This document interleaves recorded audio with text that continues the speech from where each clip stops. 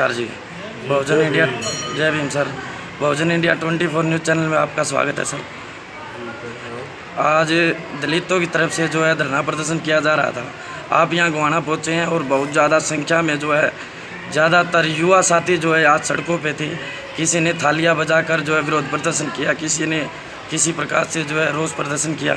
तो इसी कड़ी में आप आज गोहाना पहुँचे हैं, तो आप क्या संदेश देना चाहते हैं युवा से?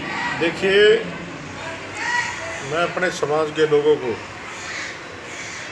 एक संदेश क्या समझाना चाहता हूँ कि बाबा साहब अम्बेडकर के बाद इस देश में अगर हमारा कोई मसीहा पैदा हुआ तो माननीय काशीराम जी पैदा हुए और उन्होंने अपना घर बार छोड़ करके बहुजन समाज को जगाने का काम किया। और आज मैं जो गोहाना में हूँ, मैं चंडीगढ़, यमुनानगर, करनाल, कुरुक्षेत्र, उसके बाद पानीपत, उसके बाद हम लोग गोहाना में आए हैं। हम इस मूवमेंट के जो जड़ है इस देश में वो ख़त्म करना चाहते हैं। ये जो हाथरस की घटना हुई है हमारी बहन मनीषा के साथ, इस लड़ाई को यहाँ तक पहुँचाने में हमारे साथियों को बहुत बड़ा योगदान है। इस देश में सबसे पहले बहुत सारे लोग, आज सड़कों पे बहुत सारे लोग हैं, लेकिन जब हमें इस एट्रोसिटी का पता चला हम लोग हाथरस गए। हमने वहाँ पर कलेक्ट्रेट का घेराव किया और उसके बाद वहाँ पर मांगे रखी। फिर उस बेटी को दिल्ली लाया गया और जब दिल्ली लाया गया तो उसकी वो जंग हार गई ज़िंदगी से, आप सब ने देखा। उसके बाद ये खबर बहुत ज़्यादा वायरल हुई और बहुजन समाज के जन जन तक ये खबर पहुँची। तो ये अच्छी बात है। हमने एक कॉल किया था कि 1 अक्टूबर को पूरा देश में हम लोग रोष प्रदर्शन करेंगे, सड़कों पे निकलेंगे, कैंडल मार्च करेंगे, जो कि पूरे देश में समाज के लोगों ने इस बात को समझा और पूरा देश आज सड़कों पे उतरा है। यहाँ तक कि इस देश को लूटने वाले भाजपा के, कांग्रेस के और भी पार्टियों के लोग संपत्ति लेने के लिए, लोगों में घुसपैठ करने के लिए सड़कों पे उतरे। लेकिन साथियों, मैं एक स्पष्ट बात बता देना चाहता हूँ, मैं सिर्फ और सिर्फ बहुजन समाज पार्टी को सपोर्ट करता हूँ, उसका एक कार्य करता हूँ।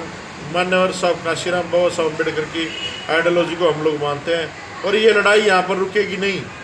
हम अब घर बार छोड़ करके इस हमारी बहन के न्याय के लिए हमें चाहे किसी हद तक भी जाना पड़े, अपनी जान की आहुति भी देनी पड़ जाए, हम लोग पीछे हटने वाले नहीं हैं। जिस तरह से वहाँ हाथरस से खबरें आ रही हैं, वहाँ का डीएम प्रेशर बना रहा है वहाँ के उनके फादर साहब पे, उनके परिवार पे कि आप लोग बयान बदल दो। और हरामजादा एक वाल्मीकि सांसद है वहाँ पर, वो उनको कह रहा है कि 25 लाख रुपए ले लो। अरे अगर 25 लाख रुपए किसी बेटी की इज्जत है तो तू अपनी बेटी दे दे, हम 1 करोड़ रुपये देंगे। हरामजादो, तुमने किसी की बेटी की इज्जत इतनी सस्ती मान ली। बेटियाँ देश की होती हैं, किसी जाति और धर्म की नहीं होती। लेकिन वो बेटियाँ देश की जब होती है जो उनके नाम के पीछे शर्मा जी, वर्मा जी, पांडे जी, ठाकुर साहब, लाला जी लगा होता है। आज सिर्फ बहुजनों की, आज कोई भी संगठन, हिंदू संगठन हमारे समर्थन में नहीं आया। तो मैं जो है वाल्मीकि जाति के लोग ठेका लेके घूम रहे हैं सनातन धर्म का, रामायण का, इनको बताना चाहता हूँ कि देख लो आज तुम्हारी औकात क्या है। इस देश में तुम्हारे साथ कोई आरएसएस का आदमी नहीं खड़ा, कोई विश्व हिंदू परिषद का आदमी नहीं खड़ा, कोई बजरंग दल का आदमी नहीं खड़ा। कौन खड़ा तुम्हारे साथ? सारे चमार, वाल्मीकि, धानक, खटीक, सारे लोग अपने ही लोग खड़े जिनको जाति में बांट दिया गया। तो आज हम लोग जन जन में जा रहे हैं, लोगों से संपर्क कर रहे हैं और इस मुहिम के खिलाफ समाज में बड़ा आंदोलन हम लोग कर रहे हैं। और मैं खुलेआम चेतावनी देता हूँ आरएसएस, मोहन भागवत, इनको ठेकेदारों को कि आप लोग सुधर जाओ, नहीं तो हम लोग बहुत बड़ी संख्या में 14 अप्रैल बाबा साहब के जन्मदिन से लेकर के हम लोग बाबा साहब चाहे कितने दिन लग जाए इस देश में धर्म का प्रचार शुरू करेंगे।